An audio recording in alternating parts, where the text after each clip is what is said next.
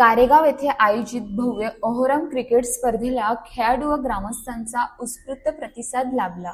स्पर्धेच्या निमित्ताने संपूर्ण परिसरात उत्साहपूर्ण वातावरण निर्माण झाले होते। यावेळी उपस्थित क्रिकेटपटूंना मार्गदर्शन करत हनीफ शेख यांनी प्रेरणादायी विचार मांडले। खेळाडूंना उद्देशून ते म्हणाले, असं जिंका की तुमच्या यशाबद्दल शंकाच नसली पाहिजे। क्रिकेट हा केवळ मनोरंजनाचा खेळ नसून शारीरिक तंदुरुस्ती, मानसिक एकाग्रता आणि शिस्त विकसित करणारे प्रभावी माध्यम आहे, असे त्यांनी नमूद केले। नियमित सराव, कठोर परिश्रम आणि संघभावना यांच्या बळावर खेळाडू स्वतःचा सर्वांगीण विकास साधू शकतात, असेही त्यांनी स्पष्ट केले। प्रत्येक खेळाडूमध्ये रोहित शर्मा, सचिन तेंडुलकर आणि विराट कोहली यांसारखा मोठा क्रिकेटपटू दडलेला असतो।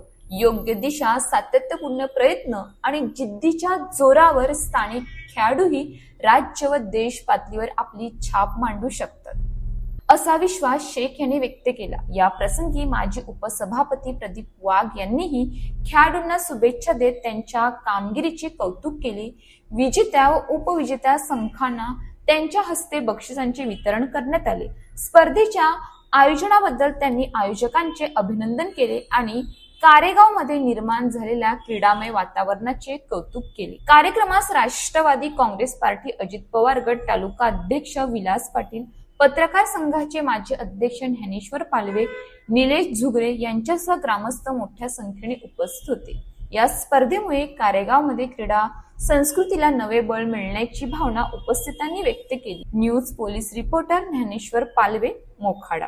कारेगाव शिवशक्ती मित्र मंडळाकडून हे खरंच सुंदर आयोजन झालं आणि जास्त क्रिकेटर दुखी होऊ नये म्हणून त्यांनी 5 नंबर पर्यंत पासून 1 नंबर पर्यंत बक्षिसं ठेवली, त्याबद्दल देखील त्यांचं अभिनंदन। नाहीतर सहसा 1, 2, 3 नंबर काढून बाकीचे मित्रमंडळ असं आयोजन करत असतात। छान आयोजन झालं। काही आपले कार्यकर्ते थोडेफार नाराज झाले, खेळ आहे त्यामध्ये चालतो। मोठमोठे इलेक्शन सुद्धा ही राजकीय लोक लढतात, पडतात, कोटी कोटी रुपये खर्च करतात, तरी सुद्धा ते दुसऱ्या दिवसापासून पुन्हा मैत्रीला, बारशाला, लग्नाला हजर होतात।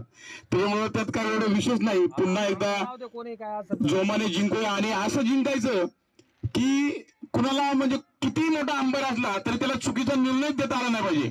म्हणजे आपण कधी काय होतं की रेषेजवळ पोचता तो पोचला का, एक टीम ऑब्जेक्शन घेते, नाही पोहोचला, दुसरे सांगते पोहोचली, तर असं पोहोचून जायचं की ऑब्जेक्शनला चान्स नाही भेटला पाहिजे। वागसाहेब, आयुष्यात सुद्धा अशीच काम आपल्याला करायची का कोणी शंकाच व्यक्त नाही केली पाहिजे। म्हणजे आता माझी असेल, वागसाहेबाची आमची इमेज अशी का आम्ही उद्या बार मध्ये 1 तास बसून जरी बाहेर निघालो तरी लोक म्हणतील नाही हे दारू पिऊच शकत नाही, तुमचं पिऊन आले असतील, बरोबर।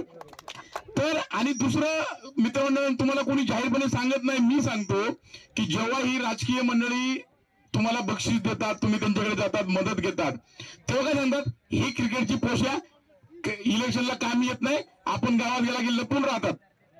तर माझं तुम्हाला सगळ्यांना विनंती आहे, ही आपल्यावर जो हा डाग आहे तो आपल्याला पुसायचा आहे। ज्यांनी आपल्याला क्रिकेटला मदत केली, सर्वस्व दिला, वेळ दिला, पैसा दिला, ज्याने पाठीवर आपल्या थाप दिली, त्या माणसाच्या, अशा चांगल्या माणसाच्या पाठीशी नक्की आपण जाहीरपणे उभं राहिलं पाहिजे। कारण की कोणतंही क्षेत्र असो, तो चांगलं आहे। तुम्ही क्रिकेट खेळता, क्रिकेट नक्की खेळा, खेळ आवश्यक आहे। आम्ही आमच्या आयुष्यात आम्हाला नाही खेळता आलं, त्याच वेळी आमच्यावर जबाबदारी आली, आज खेळावं वाटतं, पण वजन 100 किलोच्या पुढे गेलंय। त्याच्यामुळे त्या वयात ते खेळ, ते आपले जे काही आपल्याला करायचे त्या वयात ते केलं पाहिजे। त्यासाठी मी सगळ्यांना शुभेच्छा देतो। यानंतर आपल्या करिअरकडे सुद्धा लक्ष द्या, चांगला अभ्यास करा, आईबापाची सेवा करा। क्रिकेटमध्ये आज खूप चांगली नावं केलेली आहेत। आजही या देशाला सचिन तेंडुलकर गेला, विराट कोहली गेला, रोहित शर्मा गेला, रिटायरमेंट घेतली। चांगल्या खेळाडूची या देशाला गरज आहे। उद्या कदाचित तुमच्यामधून सुद्धा एखादा विराट कोहलीची जागा, रोहित शर्माची जागा घेऊ शकतो, त्यासाठी देखील शुभेच्छा। आणि अगदी वाघ साहेबांना आम्ही फोन केला की ठाण्याहून येत होतो, वाघ साहेब म्हणे असं मी आहे, ऐन वेळी आम्ही या ठिकाणी आलो, आमचा चांगला पाहुणचार केला, आमच्या हस्ते बक्षीस दिलं, बोलण्याची देखील संधी दिली। याबद्दल मी शिवशक्ती मित्रमंडळ कारेगाव सर्व ग्रामस्थांना खूप खूप शुभेच्छा देतो, त्यांचे आभार मानतो आणि थांबतो। जय हिंद, जय महाराष्ट्र। अशाच ताज्या बातम्यांसाठी आमच्या न्यूज पोलीस रिपोर्टर चॅनलला लगेच सबस्क्राईब करा आणि बेल आयकॉन दाबायला विसरू नका।